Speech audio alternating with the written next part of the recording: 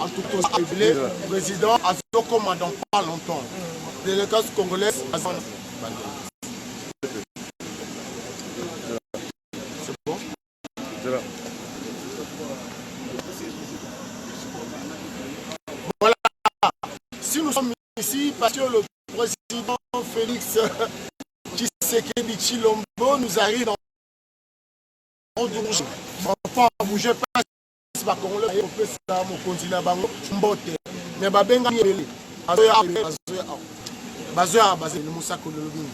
iyo mwana mboka ndeko na biso adilondole kaka ndenge tolobaki tosombitiniaki mpenza mpona kobongisa likambo oyo ya lelo mpenza tomoni mapata boyi kovanda kimia toza koloba mpenza ndenge tolobaki na bino tolobi ntango mokonzi ngunduka balobi aza ranger ya Congo akokoma biso nyonso tokosepela yango wana akokoma na biso awa nakanisi bosi bomonaki ba video mosusu tosalaki ya kosombitinya ya kovanda mpenza koloba na bomoko ndenge congolais alingaka koloba ya boza kolanda bino mosakoli ya ntango soki tokutani tosangani bapanzi sango po makambo eza kitoko mingi ndeko na ngai. Alors chers amis, il est tout à fait normal que nous puissions recevoir le président, le Congolais partout. Ils sont venus de partout, de l'Angleterre, de Belgique, des USA, ils sont là.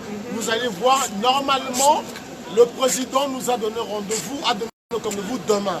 Mais les Congolais, par leurs besoins et par leur soif, ils se sont dit non, on doit voir l'arrivée du président. Appréciez et regardez comment ça se passe ici, nous sommes à l'aéroport de Belgique. Tu dis quoi, maman, Moussa Kouloko? Papa, quand ndenge yo solo bana monoko ba mindele biso toza kokotisa bana mboka Kinshasa boza kolanda biso balobi Paris. Nyonso to aza ya kosepela tobimia wa mbula na mupepela kobunda ndeko na ngai adino londole mbula na mupepesa kobunda, c'est-à-dire esengo na ba émotion eza kosangana yango wana lelo penza tolobi lelo mwana mboka tolingi tobeta maboko po biso nde vérité des urnes yo tata oza kolanda pe oza kolanda mosako biso vérité des urnes yango toza koloba yango sikoyo awa na kati ya Paris. Donc Paris tombé, Paris penza ya kose grâce à Moussa. Grâce à ma Congolais nyonso. Grâce à ma Congolais nyonso nzamba pambola. Merci Maman Moussa Koli. Merci Adi Londolé. Apparemment, nous avons cortège Yango, apparemment. Nous avons notre cortège, je pense. Ça, c'est le cortège de la délégation. Vous voyez là la plaque de matriculation. Ça, c'est la délégation pour les Congo, les cortèges qui... Félix Antoine Tshisekedi Tshilombo nakanisi bino moko boza komona déjà ndenge bana mboka bobima ezako yinda. Ça, c'est la délégation de notre pays. Notre drapeau est là. Voilà. Ça, c'est la délégation congolaise. Nous sommes déjà là malgré la pluie. Nous sommes là parce que nous devons soutenir le chef de l'État. Et voilà, on est là. La délégation est là. Vous pouvez voir même les drapeaux. Ça, c'est notre drapeau. Tout ça, c'est l'équipe qui vient pour le chef de l'État. On attend l'arrivée du président. Les véhicules sont là pour recevoir le président.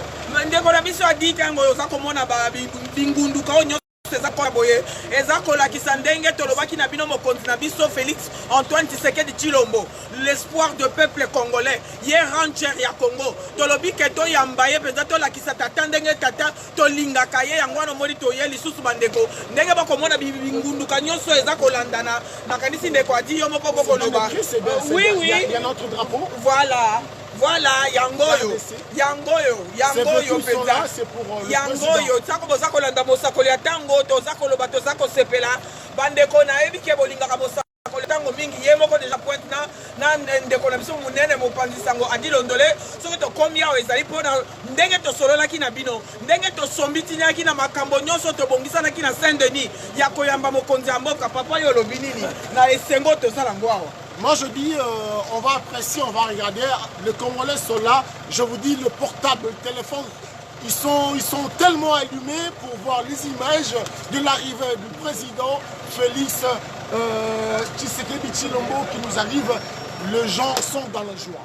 Bandeko baza penza ya kosepela pe sengo na biso eza mobimba mpona nini po ete mokonzi Félix Antoine Tshisekedi Tshilombo ye wana espoir ya peuple congolais ye wana bato bazelaki mokonzi ya mitano David ntango akokende kobunda na Goliath bandeko nakanisi bino boyebi bonalingaka bandeko ya Kinshasa mpo bolingaka nzambe mingi boyebi ke ntango David akende kokweyisa Goliath amemaki mabanga mitano yango oyo botanga basonge oyo bokoyeba soki ezali combien ezali mitano wana ezalaki révélation oyo ezali mayo Israël bakatisaki ça avance là-bas. Nakanisi boza kozwa signification nango basonge mitano elingi kolakisa 5e président yango emonani awa oyo rouge oyo ezali maye rouge oyo bana Israël bakatisaki mokonzi ya Congo ye aza koya mwana mboka Félix Antoine Tshisekedi Tshilombo tika nzambe pambola bino papa di olobini. Moi je dis on apprécie, regardons, nous sommes témoins et vous êtes témoins aussi avec nous. C'est l'histoire qui se marque, l'histoire qui s'est en train de... Là, nous sommes en train d'écrire l'histoire. L'arrivée de notre président, Félix Tshisekedi Tshilombo, c'est son arrivée. Nous sommes en train d'écrire l'histoire. Appréciez, regardez comment nous sommes ici. Tolelaka likambo yo papa a dit tolela likambo yo to mona boye mokonzi ya mboka ya Congo, bulldozer ya Congo, papa ya ba classe ofele béton donc na pesi lelo ba mboko tunaki mosali ya Congo pesa biso explication ya drapeau oyo eza na so mitano ezali misapi mitano mabanga mino David alokota kona kokwisa nango Goliath ezali 5e président ezali révélation rouge ezali mai rouge to za ko katisa to kendaki malembe tolobi avec ou sans machine to kokota na kanisi to za ko sepela. On va continuer à prendre les expressions des gens aussi parce que nombreux sont là. On va entendre un peu qu'est-ce qu'ils ont à dire. Papa, bon, ngai etake mwana mboka congolais vraiment du sang. Na ye apona ko yamba mokonzi na ngai parce que ndenge mama lobi make eza mokonzi tozelaki. To bandaki na papa, nzambe lokola lingai kaka ezala ndenge wana a continuer na mwana. Donc tozala ko na Salomon na biso. Donc temple o tozelaka ya Congo etongama sur la Salomon. Donc si vous comprendre, comme le dit David, papa Bundaki, et puis moi, on a tongaki temple. Donc idéologie, la bino comprendre, tous dans l'élo solidaire. Esprit de division, tu bois galango. Si tu commences musica, tu connais musica. On continue. Voilà, là c'est à l'aéroport de Bourget. Nous sommes en train de recueillir les avis des uns des autres quant à l'accueil du chef. C'est une prophétesse, c'est une servante de Dieu. Parce que la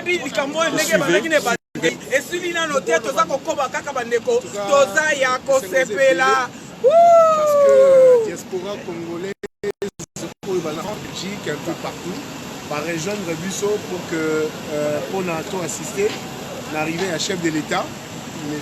Félix Antoine Tshisekedi. Tous on est émus de joie. La délégation est tournée de partout, donc ce qu'on pousse à Libanda. Nous encore, on a la chance d'arriver là où il y a les véhicules du chef de l'État. Ce n'est pas donné à n'importe qui, c'est vraiment de la joie. Il faut qu'on a bateau, c'est une joie pour nous, c'est ce que je peux dire. Merci beaucoup. Pas poser le cameroun là-bas? Non, c'est normal, ça le fait. Avec presque tout.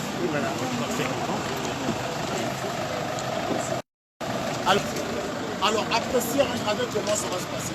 Voilà, nous avons... C'est arrivé de Lokabala qui descend, ça c'est la presse, t'as pas de choix, c'est la presse. Ils sont là, l'arrivée de délégation chef de l'État qui vient d'arriver. On ne touche personne, nous dévoilons, nous faisons les travaux de la presse.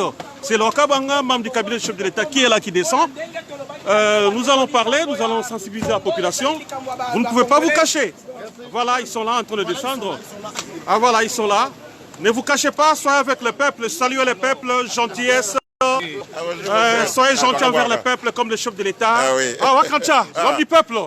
Tu es là, félicitations. Merci beaucoup. Merci, tu as un mot à la population qui te suit. Bien sûr, on est ici, on attend notre président de la République, le commandant suprême.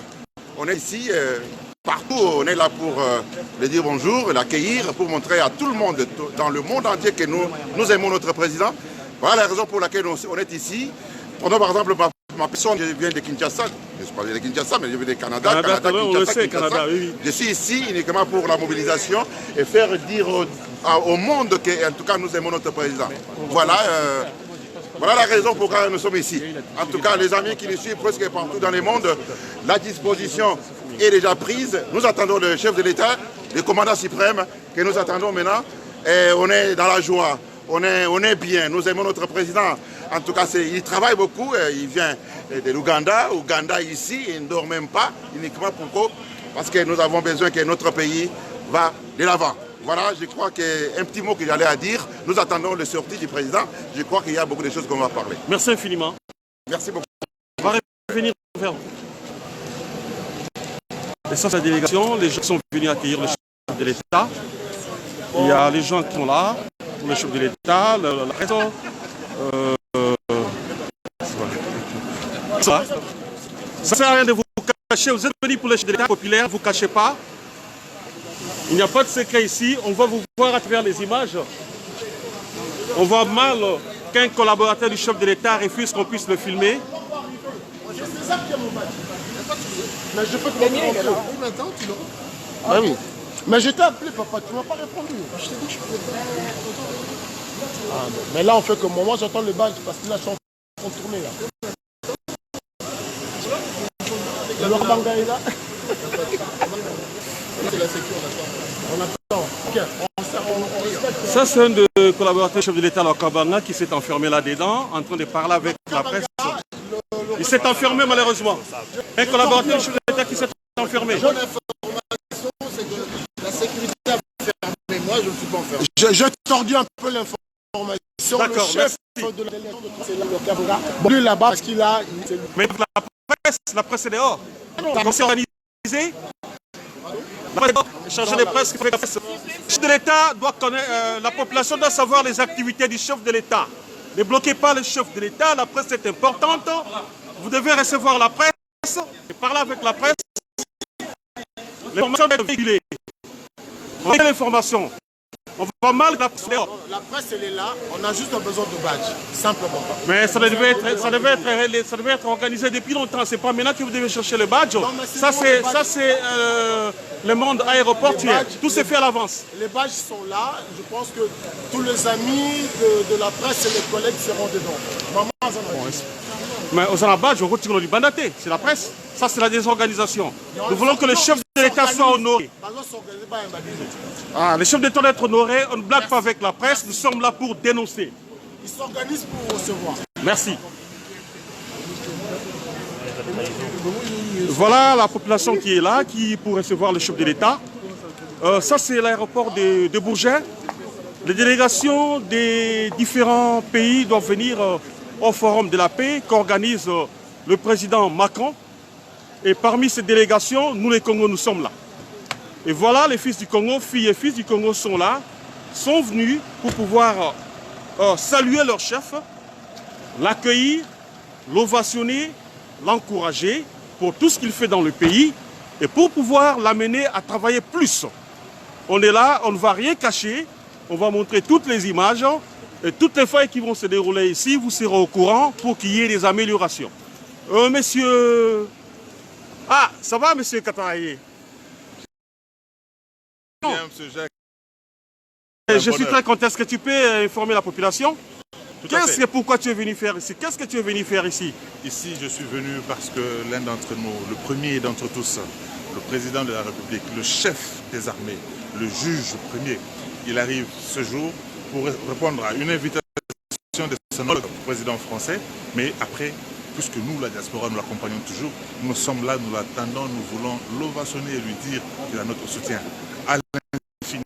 Voilà pourquoi je suis là. Et je ne suis pas seul, je viens aussi sur une demande express de son Excellence, le ministre de l'économie nationale, Akassia Bandoubola, celle-là qui vient d'ici, qui est fille d'ici et qui a été reconnue par le président de la République, dont les mérites ont été reconnus, qui a fait d'elle ministre.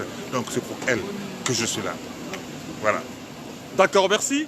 Merci beaucoup, M. Jacques. Et je vous dis que ce sera de la joie pour tous les Congolais parce que ce président est celui qui nous honore. Il a promis qu'il nous rendra notre fierté. Nous en sommes déjà fiers. Merci beaucoup, M. le Président. J'ai une question à te poser. Tu as un appel? Vas-y. Parce que nous faisons des enquêtes depuis que vous avez commencé à préparer l'accueil du chef de l'État. Je t'ai vu à travers les vidéos, les images, mais en fait, apparemment, il y a les bas qui blessent. Il y a un bas qui blesse parce qu'apparemment les gens sont plus venus pour de l'argent que pour chercher à accueillir le chef de l'État. Qu'est-ce qui ne va pas? Est-ce que tu as un mot à dire pour laver vraiment la réputation de la diaspora de France? Parce qu'apparemment, c'est en France où il y a eu vraiment les désordres. Les gens sont venus pour de l'argent, il y a eu des opportunistes, mais qu'est-ce qui se passe exactement? Est-ce que tu peux laver la diaspora de ces pays? Je comprends très bien votre question et je n'ignore rien de dire ce que la diaspora de France n'est en rien trempé dans cette magouille. D'accord. Déjà pour vous dire, nous n'avons tous pas été autour de cette table-là pour discuter. On a parlé de 200 000 euros. Moi, j'ai même entendu parler de 360 000 euros. Moi particulièrement, je n'ai pas été là. Les autres qui sont ici en face, je n'en sais pas trop. Mais ce qu'il faut dire, c'est que la diaspora française, la diaspora congolaise de France, nous restons tous unis derrière le président. Et nous savons que la clairvoyance, la vigilance de ceux qui nous gèrent sera, n'est-ce pas, séparer l'huile de l'eau. Merci, tu es important. Je vais revenir vers toi. Je fais un tour. Jacques. Je suis là pour le président et pour... Merci. Et voilà, chers Congolais, la population est là, sous la pluie. Il y a la pluie qui menace. La population a dit niet. La population doit s'approcher de l'événement pour vivre, pour voir comment le chef de l'État va venir. Ça, c'est un aéroport vraiment des hommes d'affaires, l'aéroport de Bourget, comme vous le savez. C'est là où le chef de l'État va atterrir. Il n'est pas seul. Il y a plusieurs chefs de l'État qui atterrissent à cet endroit. Donc ça, c'est les mieux des Congolais. Il y a d'autres compartiments, il y a d'autres nations qui attendent aussi leur chef de l'État pour venir. Voilà, les fidèles sont là, ils sont déjà là. Tous ceux que vous voyez là sont des fidèles. Il y a Adi Londola avec son équipe, il y a tant d'autres personnes qui sont là pour l'accueil du chef de l'État. Ça, c'est la fierté du Congolais, ils font vraiment la fierté. Donc, suivez, ceux qui ont le temps, ils peuvent venir. Vous pouvez venir assister, venez assister. Il y a encore du temps, le président n'est pas encore sorti. Donc, la population est là. À l'origine, c'était plus les dignitaires, comme on est habitué de les appeler, des invités qui devaient venir. Mais après, il n'est pas exclu, malheureusement, malgré l'emplacement de la situation, l'emplacement, la localisation même de l'aéroport, que la population puisse aussi s'approcher. Voilà pourquoi vous voyez déjà cette délégation qui est déjà là pour accueillir le chef de l'État. Donc nous allons continuer à vous informer. Tout à l'heure là, il y a eu un peu un couac avec un membre du cabinet du chef de l'État qu'on a semblé dénoncer parce qu'il est un peu descendu avec de l'orgueil. Donc, chose qu'on ne peut plus accepter sous le régime de Félix Tshisekedi. Tu es membre du cabinet du chef de l'État, vous descendez, vous devez saluer les gens. N'allez pas vous cacher, sortez, saluez les gens, saluez la presse, respectez la presse, parce que c'est cette presse qui va faire du chef de l'État ce qu'il est. Donc, c'est ce que nous voulons pour le pays. Nous ne voulons plus Ngaï Boye. Donc, Banamboka, Ndeng Bozakolana Awa, Tozana à Paris, l'aéroport est à Bourget. On a koyamba Mokonzi Mboka, Yabiso Félix Tshisekedi. Aéroport à Bourget, ils ont vraiment la situation bateau baby Paris. Ils ont aéroport moko yaba homme d'affaires, aéroport moko vraiment isolé. Ming bayaki a besoin qui invitation. Mais rien n'empêche bien à Paris, vous avez un événement, ko poussana pour être boya. Parce que vous serez toujours le bienvenu. Ah, tous au Canada déjà. Kinshasa, tout le monde a Wakacha, a déjà toujours au point. Tout le monde dit l'autre, mettre la presse France Azali, tout le monde dit le Québec, c'est les Bazali. Et c'est ce qui est en Boka, et c'est ce qu'on a chez l'État. Ah, merci, Suzanne, on va couper cette population avant de continuer. On est content de venir ici parce qu'on est venu dans le but de soutenir notre président, le chef de l'État, Félix Antoine Tshisekedi Tshilombo. Bisso, dans le cadre à Congo Fort, nouveau mouvement, nouveau plateforme. On est venu vraiment pour soutenir le président de l'État. Donc c'est les seules choses que j'ai à dire pour aujourd'hui. Vous allez suivre les images, vous allez voir comment ça va se passer. Et les délégations arrivent, Ce sont les délégations, les membres de l'ambassade, les membres du cabinet du chef de l'État. Ils sont là, ils arrivent.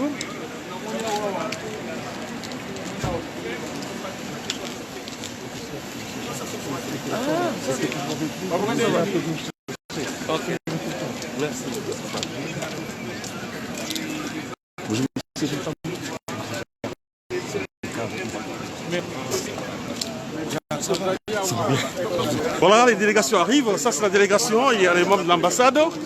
Il y a les proches du chef de l'État qui sont déjà là. Avec Félix, c'est la ponctualité. Vous les voyez là, ils sont là. C'est vraiment la ponctualité. Ils viennent tout simple. Ils saluent tout le monde.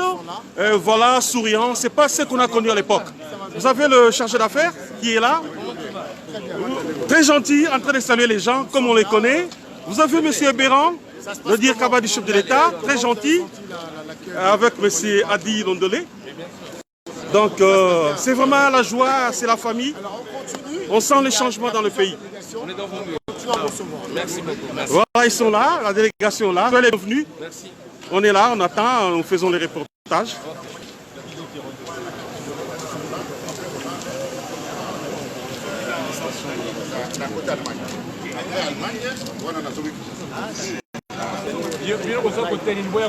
Non, pas encore.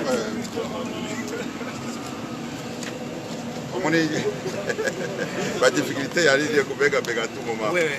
Dès qu'il faut directement, c'est ça pour rappeler. Voilà.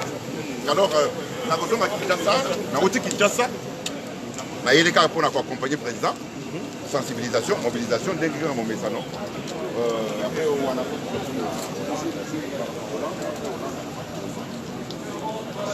Tout à l'heure là, c'était l'arrivée du cas du chef de l'État, M.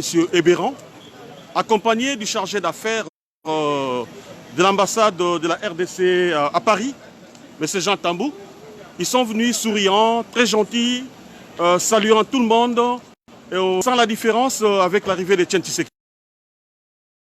Félix Tshisekedi, il a des collaborateurs qui sont très gentils, près du peuple. Ils ont salué tout le monde. Il n'y a pas eu d'orgueil. C'était très bien.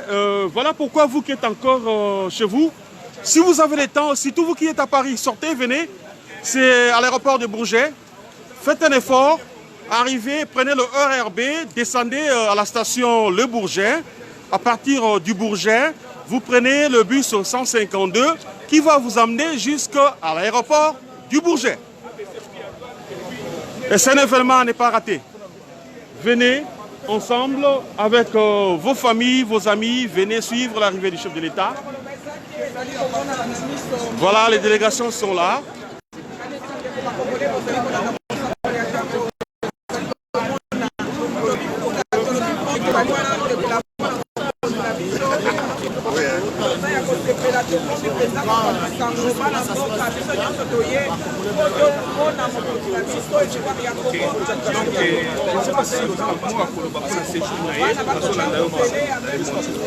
Le Congolais de la diaspora, je parle de Bazar Babezo.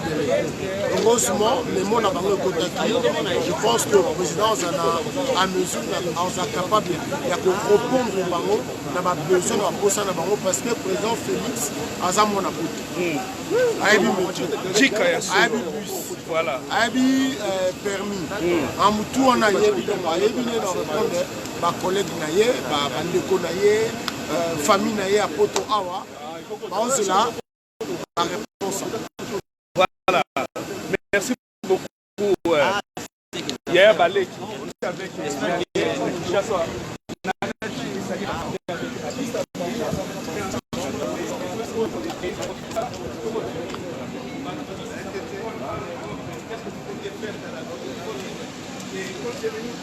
fonctionnaire de l'État. Et quand on démarre des États-Unis, qu'est-ce que vous pouvez faire à la diaspora? Maman Mosakoli, na yesu supana yo yoza maloba kitoko maloba sugali. Est-ce que koki isusu kosola bana mboka?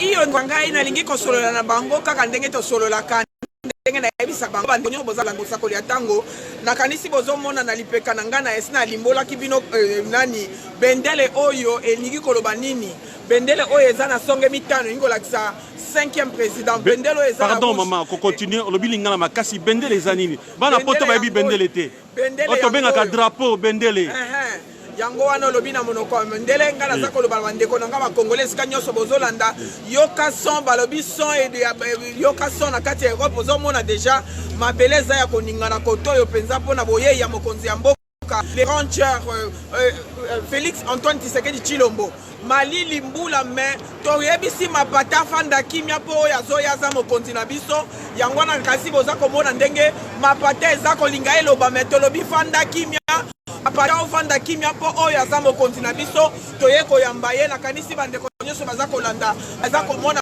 baza kosepela baza komona ndenge kola ye penza malili oyo toye kolakisa mundele ke mokonzi ya mboka na biso d'une fils ya mboka na biso 100% de père et de mère ye wana tokoyamba ye wana toza kosepela tika nzambe apambola bino bolandaki ya bino mosakoli ya tango oyo azalaka na CSTV. Merci beaucoup. Bye. Merci Mosakoli, merci beaucoup.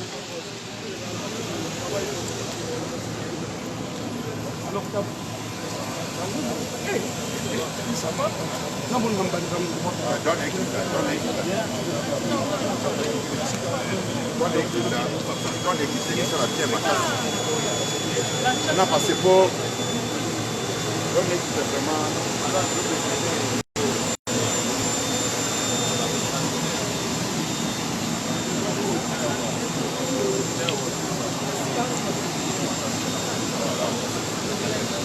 Ah oui, c'est Kala.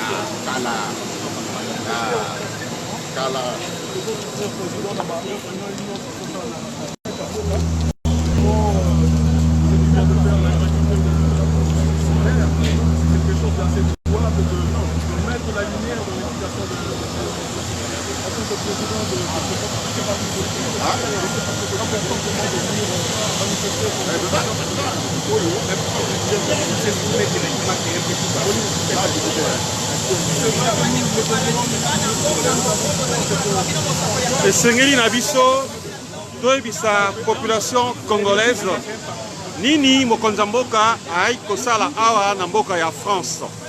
Mokonzamboka aïe na forum pour la kimia, pour la paix.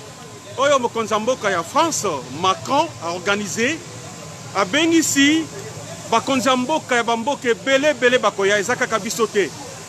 Mais la bolingo na ye Mokonzamboka na biso Félix, a sepeli a sololana bana mboka. Mais normalement, parce que forum est que soit président belé, ce qui te l'a dit logique, tant matériel que soit là bas mboka, tant sous ce qu'on a la tête. Mais président Félix Alobinini, ngai n'a ko réservé tango pour na bana mboka na ngai le 11 novembre 2019 na 87 avenue des magasins généraux 93 300 Aubervilliers na banlieue parisienne pour asola na bino bana mboka eze sengo akoya ko solo biso na désordre moi mboka Félix Tshisekedi président à biso akoya solo na bana mboka Congo en désordre mokolo na lobby le 11 lolo eza koya na ye soki na bimia na sali tout bokomona mboka na mboka bazozela bakonzila bango baza koya tozala babikolo ebele oyo ale oyo bapesi biso bana mboka Congo pona kozela mokonzi na biso aza koya donc yango na esengo mingi topusani po te toyamba ye et puis ya lobi nini attaque ezali forum mpona bakonzi nyonso mboka ngai esengeli nasolola na bana mboka le 11 novembre 2019 na 87 avenue des magasins généraux 93 300 Nadak Pullman na Aubervilliers. Donc Sengeli Boya, votre question, na Sengo mingi, ko profiter de moment oyo eza un moment Sengo, surtout pour la bino batu oyo bosali mi kolebele, sans que beaucoup na mboka na bino Congo pour des raisons diverses. Occasion yango yo tant chef de l'état aye na mboka oyo, bomona ye, bosolo na ye, en attendant bobongisa ba dossier na bino administratif. Pour être reconnu dans Mboka, qu'on s'appelle comme la famille, parce que le régime terreur et CKI, voilà, Toza Awa, Toza Kotambola, Koyoka Bavia Batu, la délégation Zakoya, côté, Topé Sabino, ba image, Nanyon so Oeza Koleka Awa.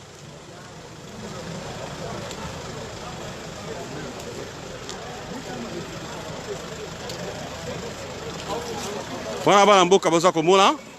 Ouais, tokomi to na ba fachi mokonzi tokomi. Ok. Ok, voilà. Merci, maman.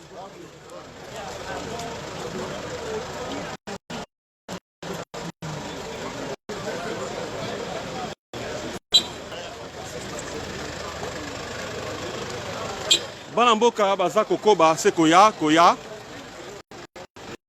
malgré mbula menace mbula baza beta koya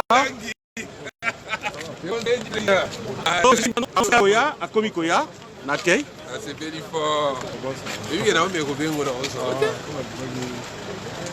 toza komona bana mboka baza se koya koyamba mokonza na bango Félix Tshisekedi oya sepeli asolola bango mokolo ya lobi le 11 novembre na 87 avenue des magasins généraux 93 au 300 na Aubervilliers oyo bakozwa occasion ya koya koyamba ete esengi Fachi Béton olaki botoroya aussi oye Béton Fachi Béton yende mokili ya Fachi Béton yona ye tolandi na fesu kalobi azoya aye Béton ye Léonard Kassanda Béton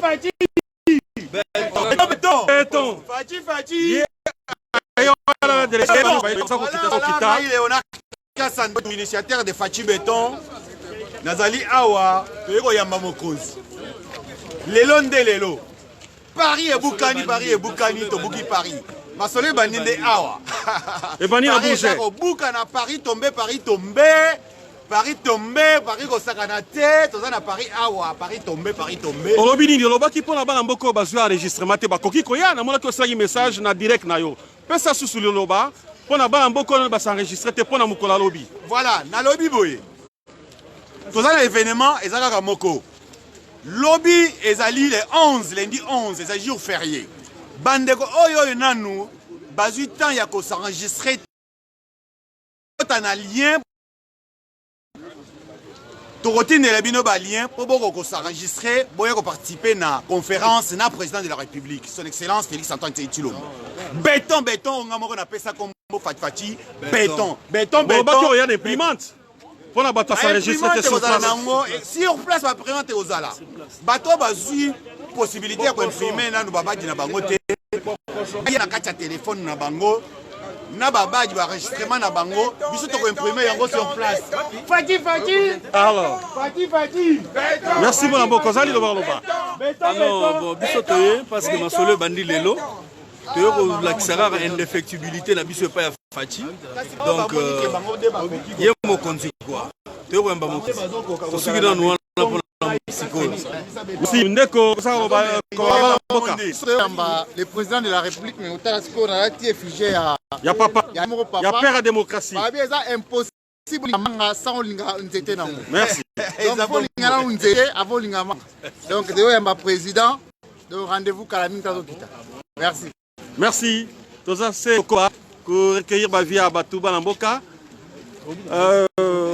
vous avez un message à donner Non, écoutez, nous sommes là pour accueillir notre président de la République, M. Félix Antoine Tshilombo Tshisekedi. Nous, à Paris, nous sommes mobilisés, nous sommes vraiment de cœur avec lui. Nous allons l'accueillir avec tout le respect et tout l'honneur qu'il mérite. Merci à les amis qui sont venus. Merci évidemment toute la communauté de séjour au président. Ils viennent dans des rencontres unilatérales, évidemment l'accompagner. Les plateformes sont déjà mises en place pour nous de la France pour le changement et le progrès. Alors l'association Fachi pour le progrès est prête et mobilisée avec notre président Ilunga Mbachako. Nous sommes là, nous allons évidemment faire entendre notre voix. Merci à tous ceux qui sont venus et nous allons leur dire vraiment c'est vraiment sympa, c'est gentil. La France vous soutient. La France soutient le président Félix Antoine Tshisekedi. Fachi Béton Et c'est l'association Fachi pour le progrès. Merci. Ils sont là, ils sont venus en délégation. Donc, vous qui nous suivez de partout, na Congo Kassa, association Fachi pour le progrès. Baye, délégation Moko Yamakasi, chef d'État congolais. Et puis, on a vu sous le lobby, les 11-11, la 47 avenue des magasins généraux, 93 au 300 au Bévier, n'a pas de donc, on a moni déjà, madame là, est menacée, Baye B, Bazakoya, Baye Blé, pour la honorer chef de l'État. Bon, il faut encourager le chef de l'État, parce que, Oyazako Sala, il mérite les encouragements. Azamo Lamboka, ils sont là. Et c'est ce moment où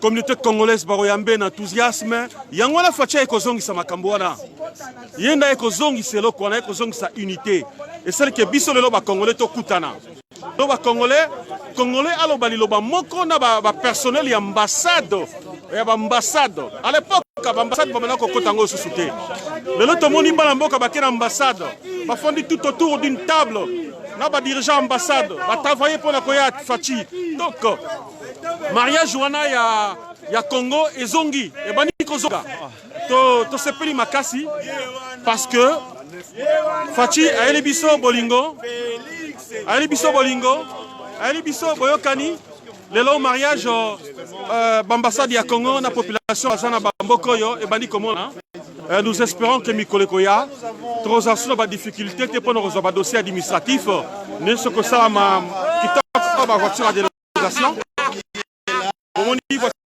de la délégation de la Bisso, les autres contacteurs on a su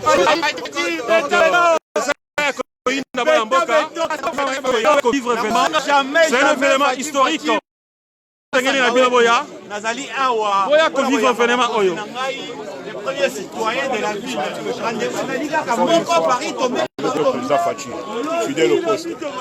Merci. Merci. Alors, donc, Bambo Kabaza.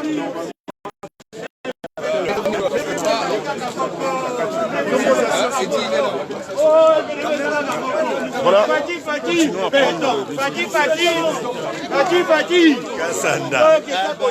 Oyo effigie oyo bomonaki ndeko na biso ya mundibu aza koloba Fachi beton France endimi yo France asepeli na yo France ya yaka France alingi yo papa ya mundibu oyo bandaki koloba France Fachi beton ezalaki effigie oyo esalami na ndeko Léonard Kasanda initiateur ya Fachi beton bomoni yango wana portrait moko eza ya kitoko portrait ya kitoko mais Fachi beton tiki mundibu na été Mundi wa wanzalo bana président de la République Fachi la France te t'aime la France va t'accueillir à quel mundibu wana on sali carte moko malamu hein carton plein nakenda loka mundibu wana na lobio et que musique le koala donc en tant qu'initiateur ya Fachi beton il faut beta béton ya monaki à lobby na ya lobby France et Lingio monsieur le président de la République démocratique du Congo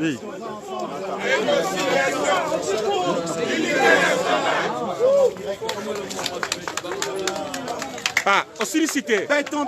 Sollicité. Obligé. Sollicité. Mon Dieu, lobby. On a la tradition il y a 4 jours.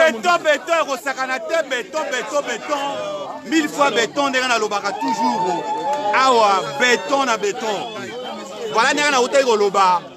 Bomoni, mundele ya mundibu wana, on a ute pesela. Puis, Monsieur le président de la République démocratique du Congo, soyez le bienvenu na Katia, France. Tu es chez toi en France. Ah. La France t'aime. Tu es chez toi. Béton. Papa, le peuple d'abord. Olobi nini mokola lelo oyo boye vraiment koyamba président Fachi na meza royinda batunyo sosi bakiti na terrain olobi nini papa. Bonsoir tout le monde, bonsoir peuple congolais. Ngai Wabino Léonard Kasanda, initiateur de Fachi Béton Yeyo. toye awa pamba te Paris tombé Fati béton moto asala béton ye yo kasanda wetu le 30 mars toye pamba te toye awa aéroport toza pe na ba témoins bazali partout toye awa Bourget pamba te parce que le premier citoyen de la ville Fati béton azokita awa kala mingi te yango pamba te toye awa pona weya oyamba ye ozomona deja nga moko Léonard Kasanda wetu ozomona ndenge nazali pamba te oyo elatamaka pamba te ebimaka pamba te parce que ezali na tina oyo ebimaka pamba te Fati béton voilà bandeko na ngai toye pamba te soko lingi Fati na lobby répondre à béton Fati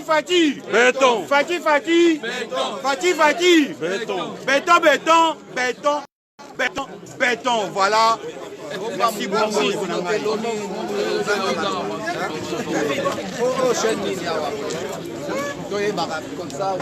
Béton, il y a un peu de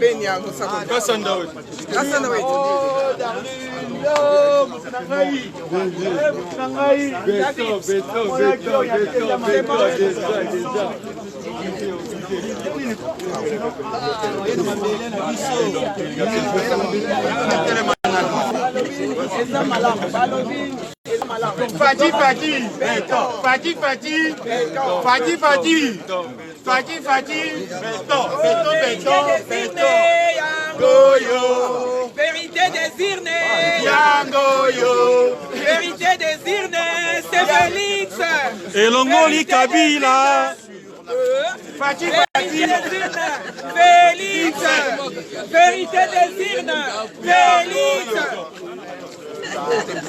Félix, Papa Lobaki, le peuple d'abord. Peuple d'abord,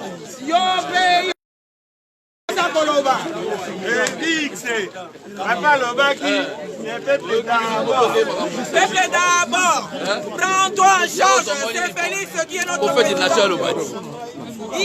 Namoni Mama Dani, c'est recommandé en tout cas les caboyés sans couper ça message de la population. Yo peut savoir ton message. Ce qu'on tourne yo. Kinshasa il faut yo kayo, bana poto ba yo kayo, surtout bana mboka na Paris. Olobini ni Mama Dani. Na sepeli mingi donc ngana aussi peki na to kuma karaté alors et ko yamba mboka on est ensemble ba congolais nous so baya koyamba mokonzi na bango mokonzi na biso Fati kwa fois béton en tout cas o sa makambo bele yango na biso soye pona koyamba ye yo timboka biso tozana to kemboka te yebisa biso nini eza kosalama tozomona kaka ba saut de mouton tozomona ba est-ce que koko témoigner il y a là vraiment témoin oculaire parce que oui tikuna yebisa biso oui ba saut de mouton eso sa mango il y a pas que ça c'est solo vraiment c'est solo ba travailler eso ça tozomona pompage mati na pompage ko te commis presque à la fin parce que on ça reportage kuna et commis presque à la fin et ça moi embouteillage là où ils à côté aéroport d'accord là des bonhommes na Mjili donc bientôt aussi là ici peut-être décembre va se débuter ici les bima on peut changer là haut Mzele ko ma bien dès qu'a Fati Lobaki au ça vraiment et puis pour na qui nous sur presque 90% ba lingi Fati ezaka m so ba so ba za photo a 90 c'est pas 100% tout monde marche moi c'est la qui lobby pour la gratuité presque ba et sami ba mboka nyonso Katanga Bandundu et sami na ba mboka nyonso mais vous avez raison quand même faut relativiser. Oui, c'est ça, donc tout ça quand même, mais attends, tu auras 100%. 90, il y a plus de grandes distinctions, oui, c'est belé. Donc, Baligny n'a pas Fati, voilà. Et bon, bateau là-bas qui va dire 70%, c'est difficile. En tout cas, merci. Donc, ça, Dani, Torosalatou. Merci beaucoup. Bolindeko. Nareki amoni yo ko pesa population na biso message basa ko landa yo. Ngana opesa sa population message en tant que prophète des nations. Donc on a le but toujours que le continent à l'époque il y a Salomon. Donc Fati vous considérer le rôle à Salomon moi à David. Et tiens tu sais qu'il a récupéré quelque chose même dans Nzambe. Pardon, vous appelez prophète. Hein? Vous prophète des prophètes. Prophète. Faut baba sal na Nzambe, chef de l'état mi pesi na Bonzambe. Tant que vous s'exprimer, il faut boloba. Parce que quand ça va sal na Nzambe bazana bisoté. Et ça c'est comment na yo mo sal na Nzambe kati na biso.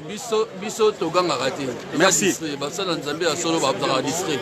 Né to ça to comme na période il y a Salomon. Salomon est tonga gitam. Donc biso bana Congo si tu comprends c'est les moments où on va toujours que solidarité dans la makasi. Solidarité dans la makasi.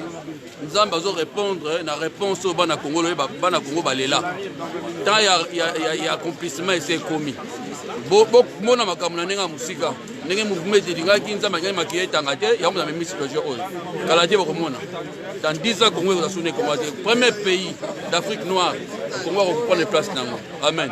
Merci prophète, merci Noria Verio.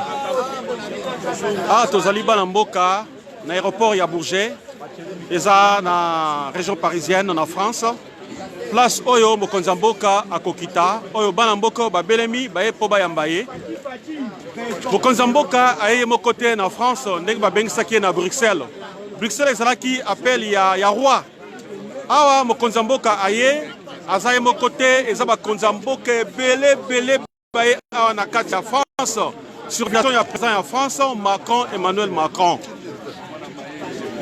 Et parce que le chef de l'État a lingi peuple na yemingi ayoki kolela peuple a senginini a solo na ye. Alors bi nakoya bien que c'est invitation moko particulière nakoya na solo na bino bana mboka le 11 donc lobby. Et kozala wapi? Kozala na numéro 87 avenue des Magasins Généraux code postal 93 300 na commune ya Aubervilliers à la région parisienne. Donc c'est la bilobo ebele chef de l'État ko tia tanaye à profit pour ayo kabino asolo na bino et to sepela. Donc ndenge to lobby eza milu ya boesa makakala to zala ka miketo oyo kakaka ko yambaye et c'est ce que nous revivons maintenant. Nous avons la unité katiba l'ambassade est seule dans le Congo. L'ambassade est comme qui passe et n'est pas dans le Congo. Tout le monde dit que le mariage est le peuple congolais n'a pas battu l'ambassade. Bon, moi qui va réunir cela, il va pas ça. Donc, on dit que mes collègues, bon, on va recevoir l'ambassade facilement, le passeport est facilement, l'acte à état civil, la légalisation est facile, parce que tout le monde dit mariage, il y a l'ambassade des Zongi. N'est-ce pas ça? L'ambassade est comme qui est née dans l'ambassade. Ils ont la carte. Aucune ambassade au côté. Au sein d'un document, l'ambassade a sa canalité. Mais tout le monde dit que l'ambassade a sa réunion. N'a-pas l'ambassade. Grâce à Fachi, pour la Kobongisa, pour Yamanaye. Et Sengali est continué d'engouana. On est continué bongo. On appelle l'ambassade. Bosolo Ezala. Bolingo Ezala. Bagé à cache-cache. Il y a un politicien Mabé. Et si là. Botika, moi l'amboka Félix a dirigé Bissomboka wana. Tia sala ba mandat na ye. Ceux qui va réélire en 2023 si ça sous mandat. Tous sous mutu mususu ya bien. Pas bon samboka wana. Ces pays-là nous ne méritons pas la misère. Nous ne méritons pas la misère pour toi ba mboko to zalia. Exactina te. Les amboka roya un voyage au Zongi. Boka la bisto zala kitani oso. Et c'est la bisto ba président qui toque on est Fati. Donc, place de ce bien Bozali, tu sais qu'il y a bien soutenir pour continuer l'œuvre. 10 places aussi, c'est un go. Moussou soit koyape, attendre c'est dans le Koloana. Donc, vous avez comme réfugié à Fati. Le ministre de l'économie à côté, le ministre de l'économie a cassé à Bandoubo la Bolivie en France. Fati a honoré Kibiso.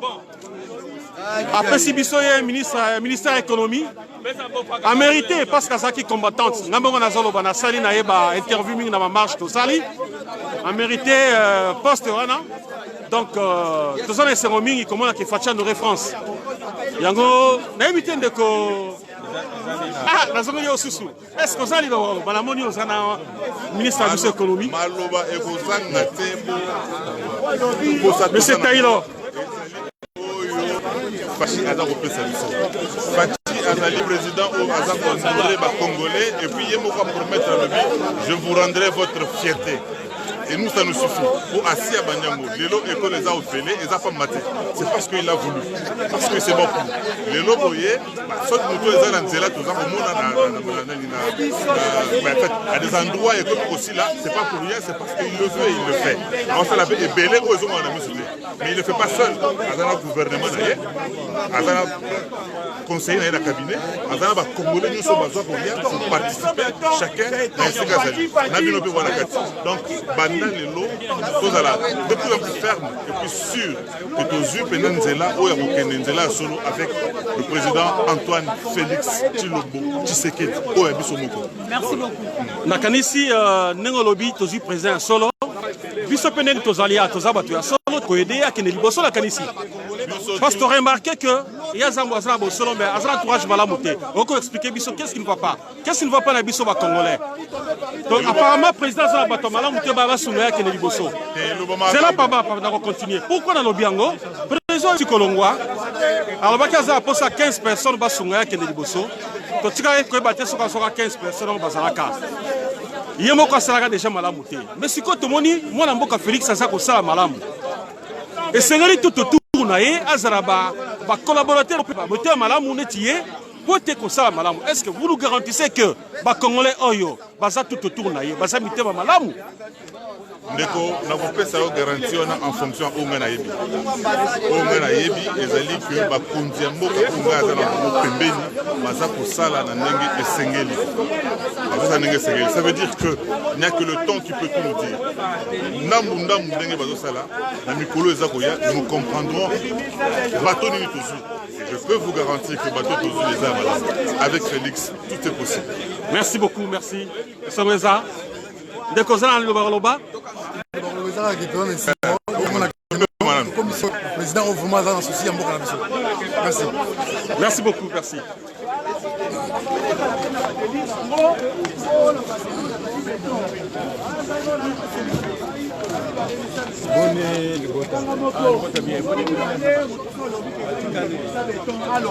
Congolais bazali awa boye nani akoloba bimisa beton ezali ngai initiateur ya Fachi Beton kasanda wetu oh Fachi beton Fachi beton Fachi beton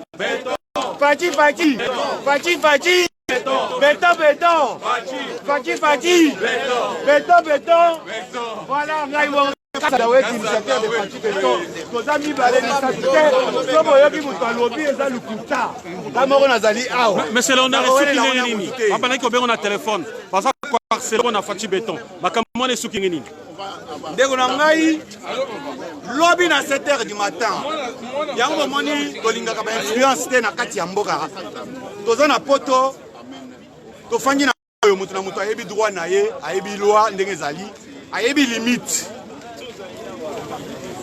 ngai kasanda wetu nagangaka pamba te nazali initiateur ya Fachi Beton nayebi ke chef de l'état alansaka programme na ye à 100 jours c'était le 2 mars. Le 2 mars, Facheli Mikobi le 30 mars. Le 30 mars. Facheli Mikobi a organisé une marche à soutien à chef de l'État à Paris. Et si Gawapi, il y a Fachi Beton. Mutabimi Saka, na lataka peka kaboy, na ikasanda wetu.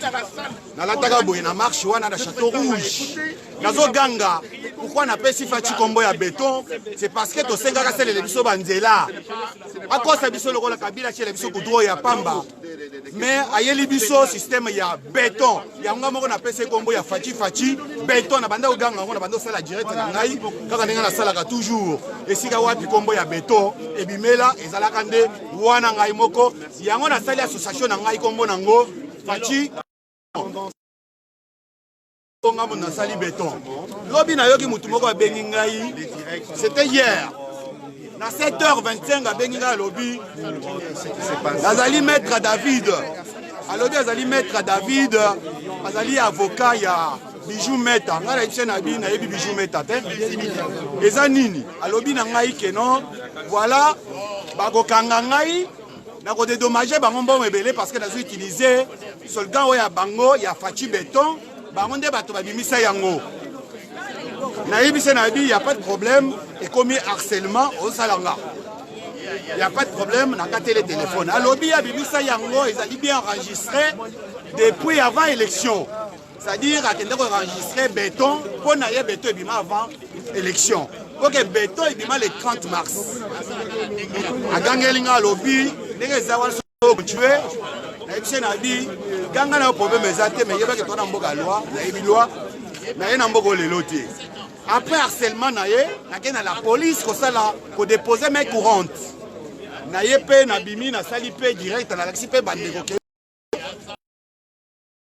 ya bijou maître bengaka na 7h30 un avocat qui t'appelle à 7h30 un week-end pour t'harceler, te dire que voilà, tu vas me dédommager parce que nous, c'est en fait, Tozali, Bakolo, Fachi Béton.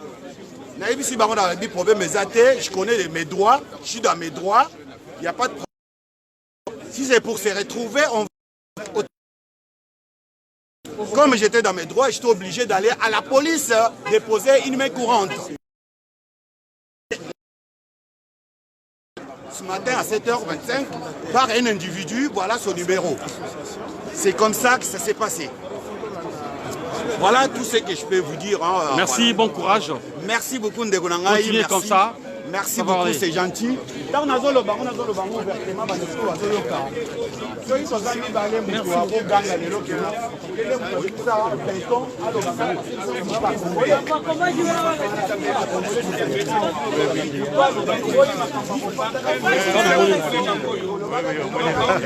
fait longtemps.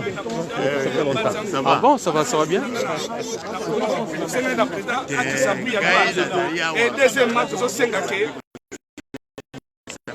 S'il vous plaît, s'il vous plaît, une minute. Bonjour tout le monde. Et diplomate. Nazan et Seromine, comment on a papa Nangaï, papa Beya, papa Nkake Beya. Robert. La salle na mona nae Beya Nkake. Aye binga bien papa Boxi biso misala na affaire étrangère. Nane Seromine, comment on papa Beya. Encore on peut ça un message. Ben message Nangaka Kate. Fachi Béton a commis président de la République. A Botamaki présenté, mais a Zaki formé pour comme président. A Bandi on a 17 ans, combat. Les papa n'a pas fondateur, puis c'est toi qui va cofondateur. Toujours Bunda, puis c'est la papa de toujours protéger papa n'a toujours protéger pays. Les lois comme Mobali, papa n'a qui au Botamaki. Et là, on va pimela qui ont gagné moi dans la signature. Il y a un satu. Azo tambo la diplomatie. Et zonga ndenge zara ki kala. Bato ba banga biso biso peto to sabango bango tout ça biso. Na là comme ça ko lukadi. Papa bino bo sali diplomatie kala, diplomatie ka fierté. Na sepeli mu komo na yo. Na sepeli mu komo na yo. Ngana banda affaire étrangère, na ki très jeune. Oza pami bato bondo le kana bureau ko expliquer biso musala. Na papa bato quoi. Ouais. Paix à son âme. C'est bino musala. Ah oui, bozo le ka moi na basala ka boité boye ko sikoyo boye. Na sepeli nino ko pesa message pour na biso ba diplomate vraiment c'est très nécessaire et pas pour moi ba diplomate ba créance ba diplomate imba kufi libanda l'état sala bango malamu te to lingi diplomatie zonga ndenge zalaka kala yo za muto kala bi diplomatie wana est-ce que au sali est fort mon chef de l'état pesa ta conseil nino ko koloba pour chef de l'état ba to basa kolanda biso bayoka naza victime nazali apona yango pona kuta na président na yebisa yeke akipe bato bazomona kapasi awa sa motif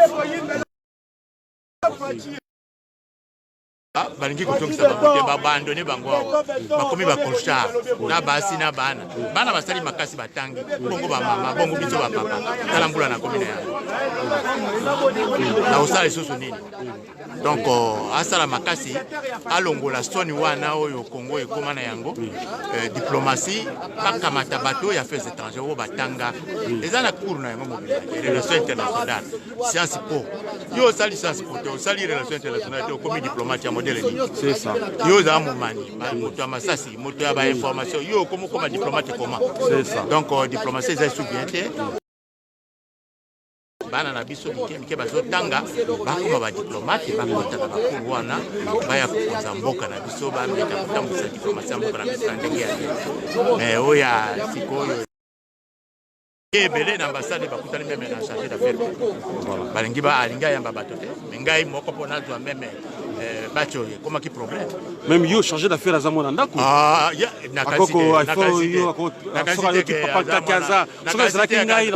soki azalaki mwana ndako akokoyamba ayebaki yo te aza mwana ndako te yikola malamu aza mwana ndako Parce que ce cas est mon andako a ébi mon continent ngaza ministre pour potentiel. Je connais Bozaba. Bongo siko yo zali soki conseiller d'ambassade soki nani mon continent azali wana yo koyamba ete. Temzena libanda. Vraiment Zamba tombela yo vraiment vimulayi présence de Zamba kasi. Ko funda ete mais asa musama. Ça pour changer diplomatie. Présence là conseil. Pour tes diplomaties ont un en tout cas, il faut que tu en ailles pour passer conseil.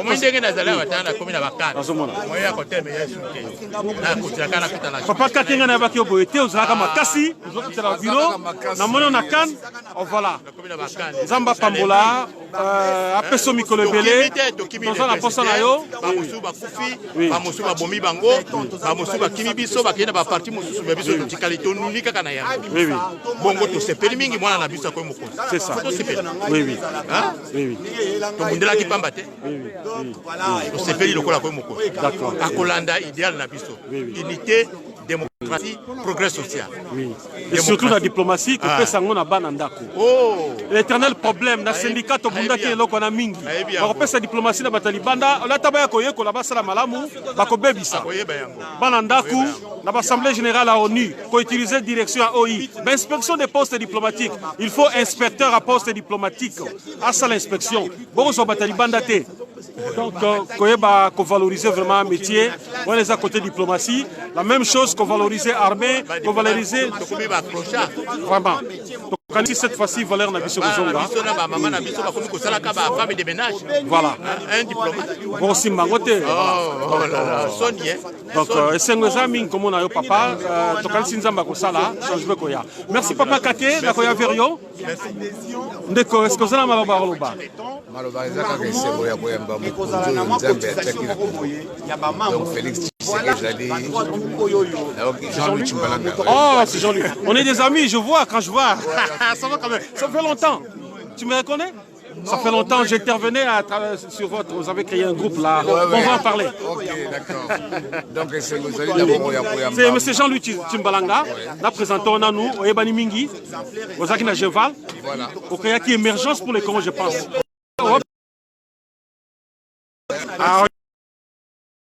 Donc, c'est posé à Moto, parce que dans le bagatango, nous sommes là pour objectif na biso ezali ni ezali ya polémique te Bokondia Félix ezali spirituel et mystique. Kaso bato ba kozela te, kaso bato Nzambe abimisi moto mosusu ateye. C'est-à-dire côté où ateye ko ba rayonnement ya Afrique mobimba ebandi. Okomona mwana mboka azana bolingo, azana boboto, kimia, c'est-à-dire peuple congolais na Kenya na Congo dernièrement n'a posé question ngabi banda baponi abi eloko de boto to sentir kimia. Kimia pe na elikia. Les deux choses, c'est-à-dire la paix et l'espoir. Donc, tout ça, quand on a un Sengo, tout le monde a ce mois de février, dans le cadre multilatéral, les cadres bilatéral, mais tant qu'on a un cadre bilatéral, en tout cas, merci Mingi Nabino Soko, parce que l'information là est pas l'ambassade d'été. Et Pessami Koutou qui est moutoua qui est été. Et à Bolingo, tout le monde a décidé de se renseigner pour Yébi. Merci. Merci M. Jean-Louis, Naroya Verio, Nazo Tambola, Merci.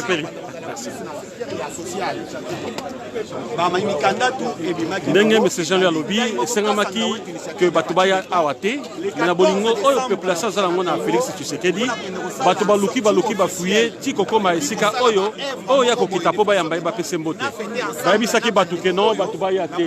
Donc en dernière minute il y a eu confusion mais peuple alobi toza sécurité chef de l'État. Donc quelque chose yango nde bomoni bato nyonso baye na mena Mbula bozomona mwa molili likolo eza molili Mbula me bato baye mpona koyamba mokonzi ya mboka mpona kokende kokamba na babisika wana na bahomme de veillard et puis na bape bisika ebele voilà baction ya association na ngai yango wana awa tozoloba awa mpe boye tozali déjà na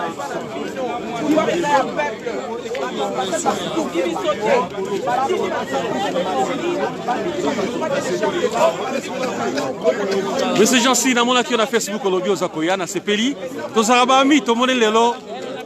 Na ebio lelo. Yo qu'est-ce que koloba quelque chose de la population? C'est un message. Yaba ke Kinshasa bazo kolanda bino, si tout Kinshasa bazo kolanda bino partir. Ah, mo konzalinga bima. Tozala maboye.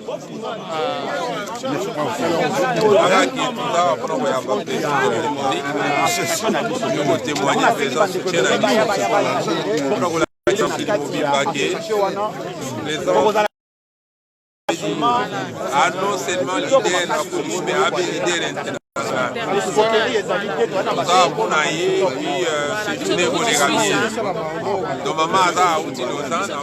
Ah, merci.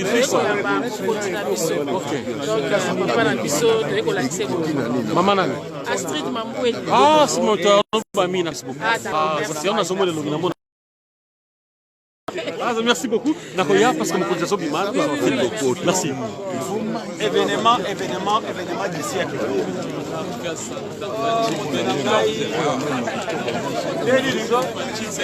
Voilà.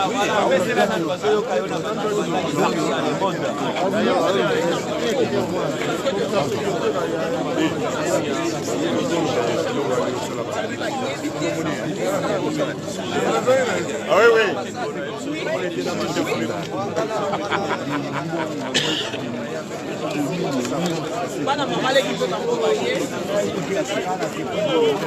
Bomoni pinga bakomi kokota c'est que kalamingi te bokonzamboka robima wana ba mapinga neti na tanga ba Goliath bomoni bongona bibondeli mais ça pour protéger mokonzamboka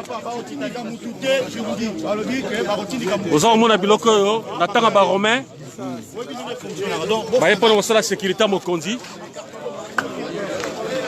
oyo bapinga bazali boza komona mokonzi akobimaka la mingi te. Le convoi est vide, hein, messieurs, dames. Oui, il n'y a personne dedans, il n'y a personne, il n'est pas encore arrivé.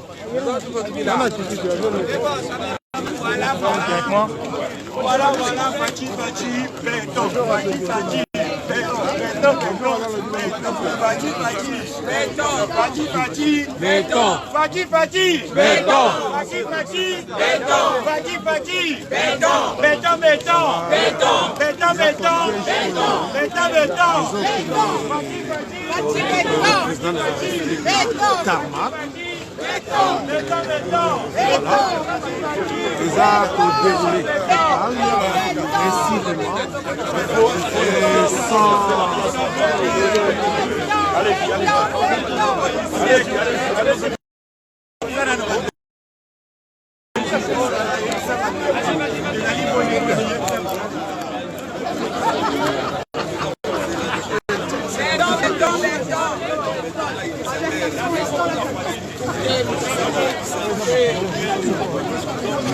Ah, mapinge Belemi. Linko Lobake, Mokonzamboka, Kalamingi, Sakobima, après Sabana Mboka, Mbote, et puis il y a des places protocole d'État à France, Mboka France, au Kenaeti, place à Rosala Bouger. Alors, les hommes qui ont Koyambaye, Mobindi à Kosola Biso Mboka.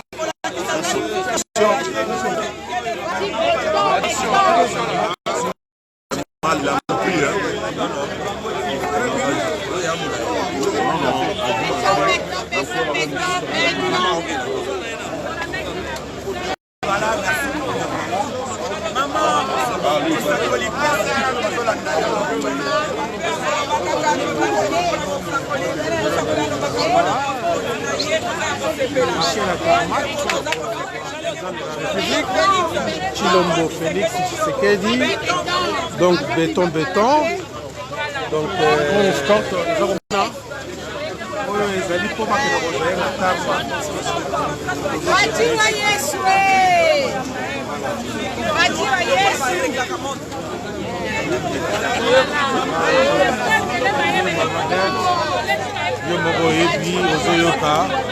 on escorte là ye bamwana bazako bima na limité babana ko belama lobi akokutana nde na Macron parce que aza invité na marche ya omoni sécurité ndenge ezali voilà awa azako bima kala mingi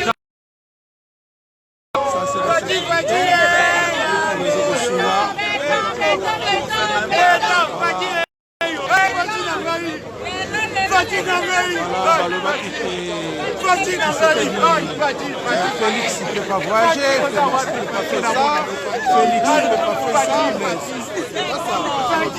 la République ça marche pas comme ça. Un président doit aller chercher, trouver, gagner. Macron il est parti en Chine pour aller chercher des emplois, chercher du pognon, c'est comme ça. Vous voyez là, c'est la sécurité qui est là pour le chef de l'État. Voilà, qui est bien protégé. On ne peut pas dire que notre président ne peut pas sortir. On est très très content, très ravis d'accueillir le chef de l'État en France. Voyage. Le président Emmanuel Macron. Il invite au Forum pour la paix. Il était en Russie, il était partout dans le monde. Et voilà, ils sont là, ça c'est... Même le président est là, parce que nous voyons qu'il y a la sécurité qui se mobilise là, on ne sait pas s'il est là. Apparemment, il pourrait être là. Le président qui sort apparemment, mais il y a un peu, voilà, c'est un peu discret. Il y a beaucoup de présidents qui négocient. Il y a des présidents européens qui partent en Afrique pour négocier. Et pourquoi pas des présidents africains qui viennent ici pour négocier? Donc il faut éviter toutes ces paroles-là qu'il ne peut pas. Comme ça, non. Ça c'est pas vrai. Ça c'est l'escompte. Voilà. C'est vraiment sécurisé. Il est très fortement sécurisé. Il n'y a pas de problème. Là, c'est pas facile pour... on ne peut pas l'exposer là. La population est là. Il y a le cortège qui sort. On ne sait pas si le chef de l'État est dans le cortège. On est là. Bon, nous attendons, nous sommes là. On est là pour l'applaudir. Merci. À tout à l'heure.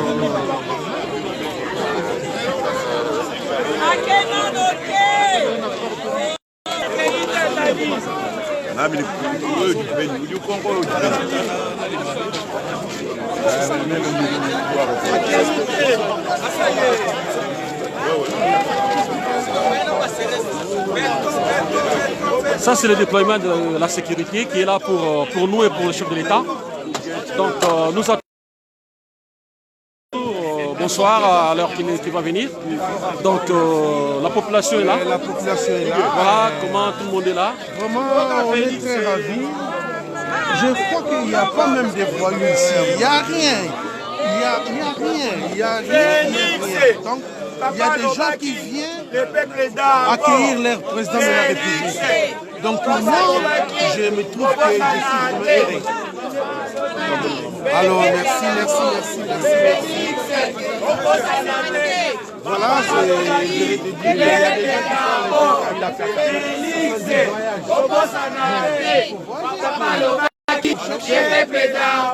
donc, Félix, voilà. On est là. Félix, Papa Lobaki, le peuple d'abord. Félix, Papa Lobaki, le peuple d'abord. Félix, Papa Lobaki, le peuple d'abord.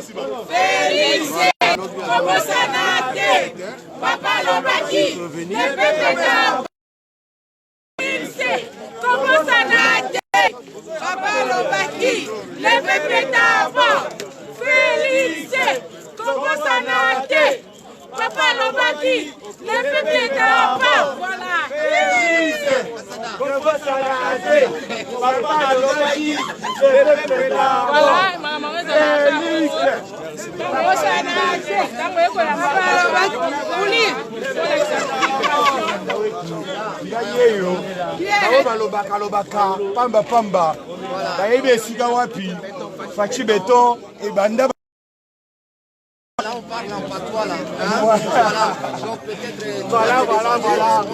Voilà Ngalobino, initiateur de Faci Beton, Léonard Kassanda. oyo akoloba ye moto initiateur ezali lukuta ezali awa boye mpona kozela faci béton donc voilà toza awa tozali mobilize mpona koyamba mwana bote po atangami na nkombo ya faci otala bakongole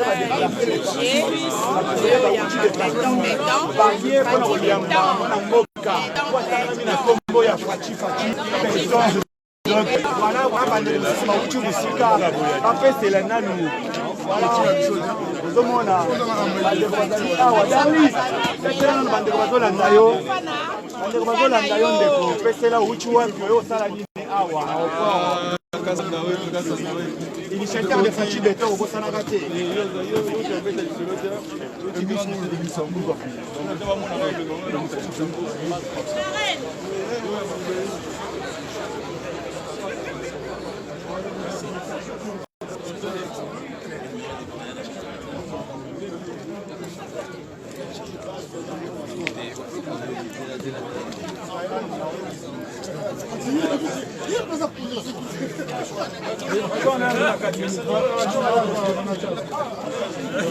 Je vois le président, est-ce que vous avez un mot à dire en tant que président de l'UDPS? Je n'ai pas interviewé membre de l'UDPS, vous serez le premier à passer l'interview. Nous sommes venus ici pour accueillir notre président. Je souhaiterais que vous mélangez français et lingala parce que nous sommes suivis. Nous sommes venus ici pour accueillir notre président. Vous savez, Faci Béton, il est sur. Présentez-vous s'il vous plaît, c'est le président de l'UDPS. Non, je m'appelle Jean-Claude Loumanou, je suis vice-président sectionnaire. Nous sommes venus accueillir notre président Faci Béton qui vient d'arriver. Donc, vous voyez, nous sommes pour accueillir, pour montrer à notre président que nous sommes là et l'UDPS France est là pour défendre la couleur de la France ici, du Congo et nous sommes là pour le président. Félicitations déjà. Vous avez les membres de l'UDPS qui sont là. Si vous avez des questions à poser, Bazali Ouana, c'est des gens de l'UDPS. Tout ce que vous voyez, ce sont des membres de l'UDPS.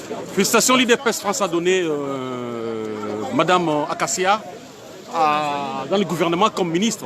Ça, nous devons vous féliciter. Cela prouve que réellement, Bozo Moussala Makassi, chef de l'État Tchagimi Sunabino, je pense que Makamberoye Belé Kachi la section Nabino, il est France pour Moussala Bozo Sala. Ouais, nous remercions le président pour la reconnaissance, de reconnaître que parmi nous, à Zumbu Mamoko, à Tcheye, et tous ont remercié énormément.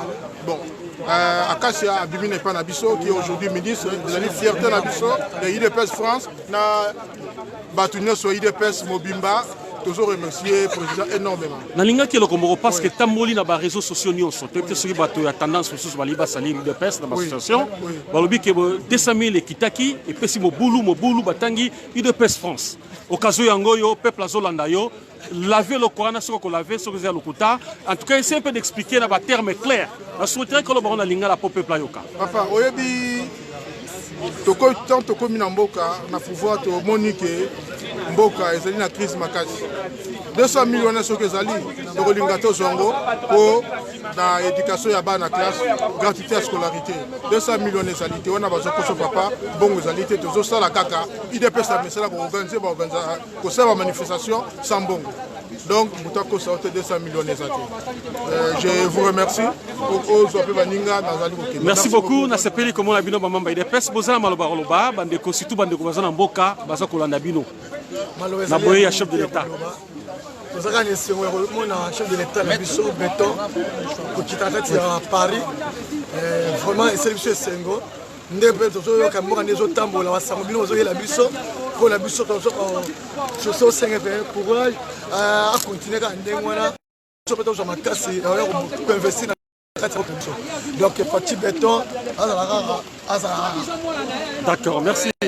Oui, ngana obakisa boye ba Congolais nyonso toyebake mboka ezalaka représenter na mutu moko na minute oyo tolinga te mutu azo représenter biso ba Congolais nyonso komona ye Félix Antoine Tshisekedi Tshilombo président ya RDC. Donc échec na ye égal échec ya RDC. Il y a un président, un avion, un mutu a voyagé bien. Mais la population des Okemba, tant que nous avons nani a profité de la division de tout réfléchir dans les Kamouana, tout à la nini à malam pour intérêt principal, il y a peuple congolais et à Congo. Merci, Bande Kobza, Baloba.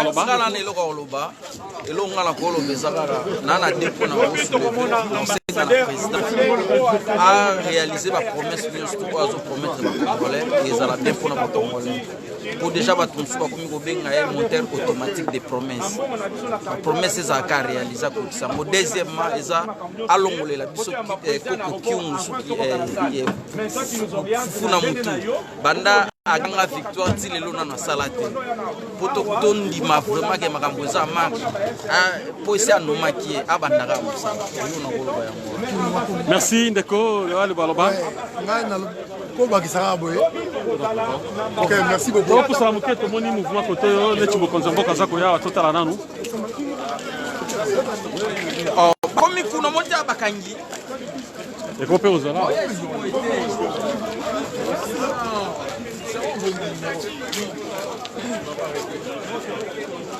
Apparemment, le chef de l'État va incessamment sortir. Les gens se mobilisent, donc on a essayé un peu d'interrompre l'interview. Donc nous voyons comment la sécurité vient d'être déployée. Suivons de près l'événement, comment ça va se passer. Donc,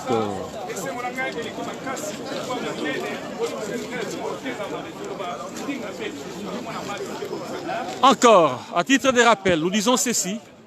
On est aujourd'hui, le 10 novembre 2019. Ici, là, vous voyez la communauté congolaise réunie en France et de partout. Il y en a qui viennent de Bruxelles, qui viennent d'Allemagne. Ils sont juste venus pour accueillir le chef de l'État de leur pays qui répond au nom de Félix Antoine Tshisekedi Tshilombo. Ils sont venus l'accueillir pour l'encourager du fait qu'il travaille mieux jusque-là. Ils sont venus l'accueillir pour l'accueillir et l'encourager, lui donner la force, lui demander de travailler, de continuer à travailler.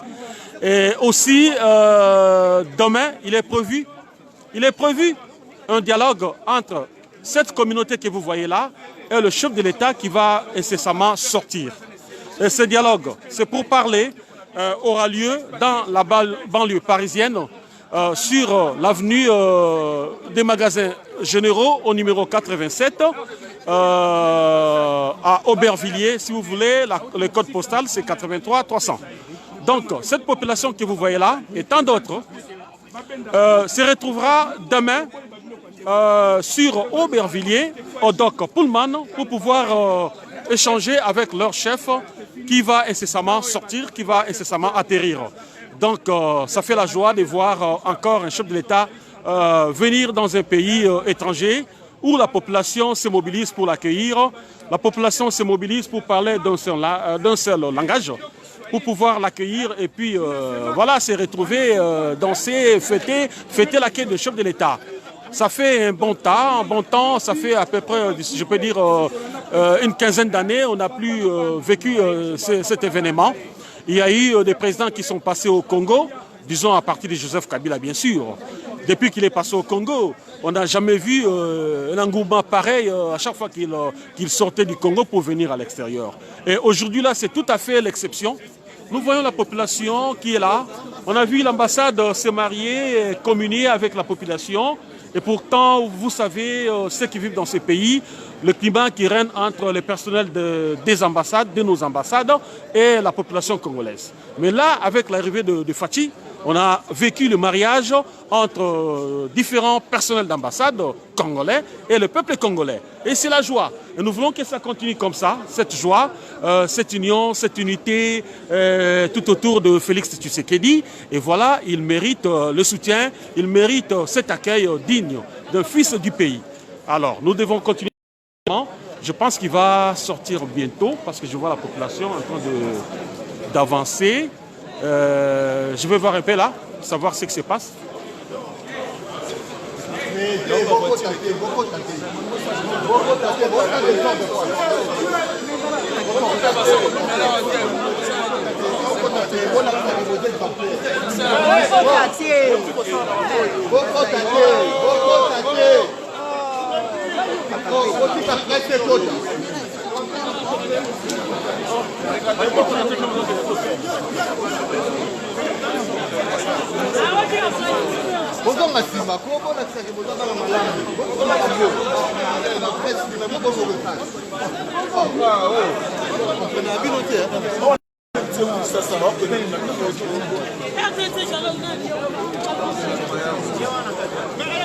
Donc, si je vois bien, le président pourrait sortir bientôt. Vous voyez les gens se bousculer, comme vous savez, la communauté, comment Tozalaka. Moutinho Salinga Kota, Kota, Kota. Bon, c'est de toute façon, président, comme on a Moutinho, son beauté, rien ne sera bousculé.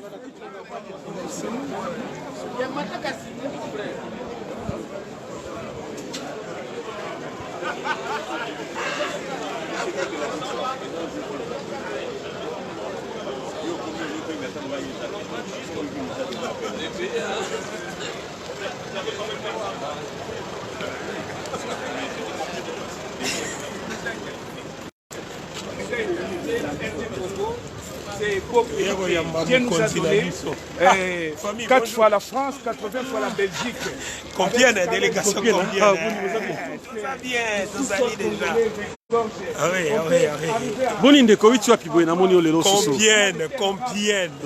Combien?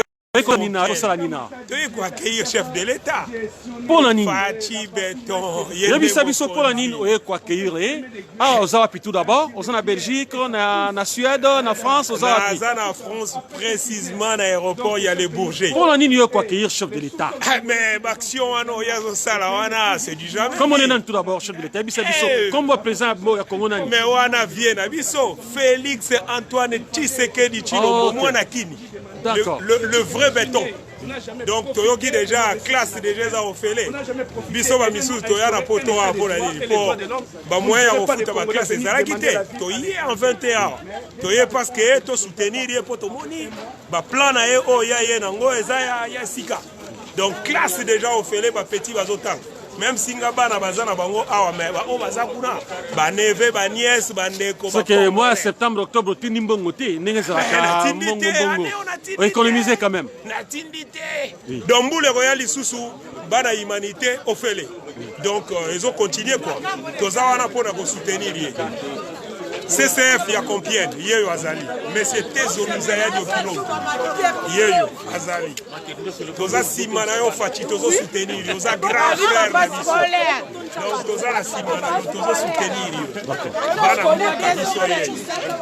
Fachi nde mon kondi béton. Merci. Bon militaire de bon salut. Tosepeli ya mingi na président na biso. Na président Tshisekedi Antoine sans oyo mulu oyo batungisi ngai te nde batungisanga mpona likambo moko bana classe.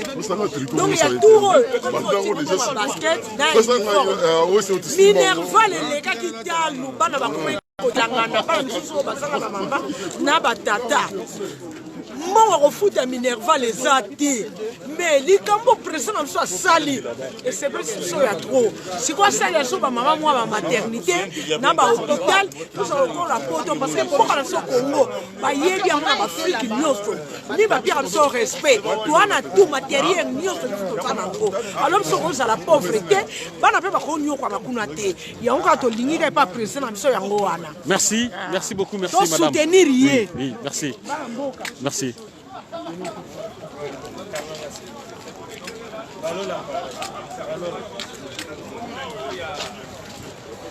Na kati ya aéroport ndenge cortège ne euti koleka tozozela soki baoriente biso na gauche ou bien à droite place akuta na balle. Ici, on est là, on a un petit problème, un petit souci d'orientation. Apparemment, le chef de l'État serait déjà là. On cherche comment canaliser son passage pour pouvoir se voir avec la population qui est venue à son accueil. Donc,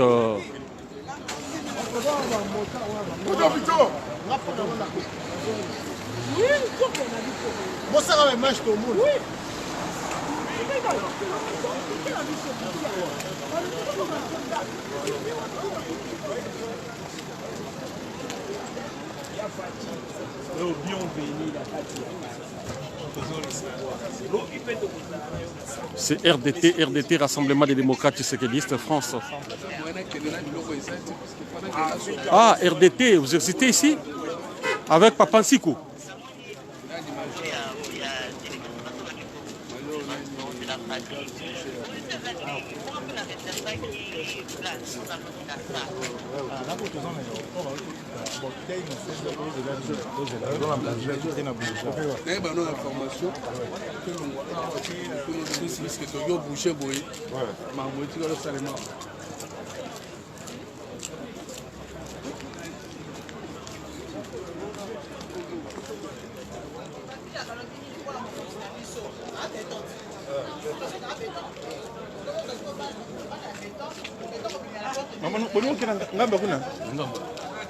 Et comme contrôle, le président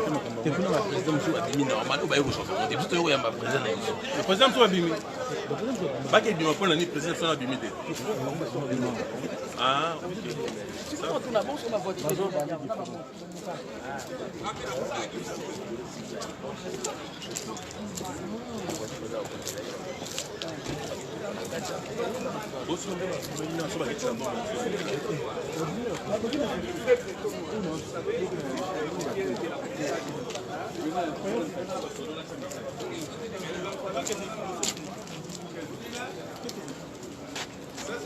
Ça c'est RDT. RDT. N'a pas Sikou, je pense. Non, avec Sylvain. Ah, Sylvain, d'accord. Ok, d'accord. Oui. Voilà, RDT présent pour accueillir le président de la République. Toute la jeunesse congolaise, la diaspora française, on est là. On soutient le président de la République parce que le travail du président, ça sera bénéficiaire que à nos enfants et à toutes nos familles qui sont au pays. On est là, on soutient le président. RDT, vive Fachi, Fachi Béton, vive Fachi. Merci.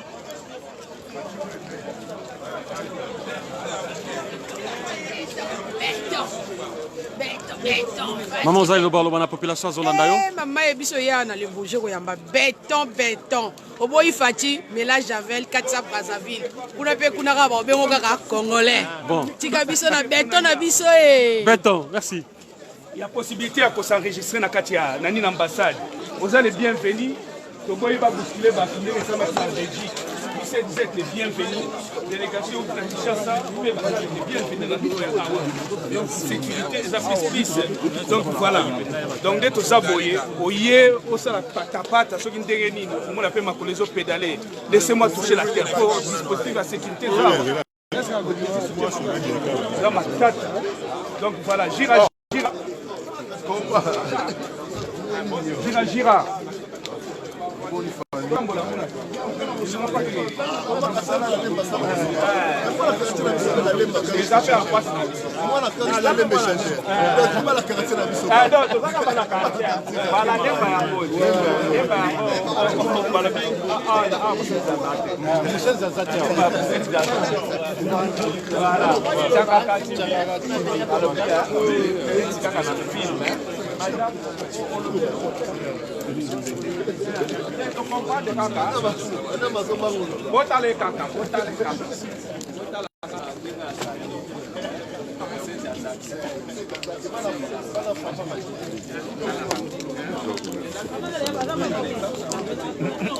La reine des Amunda.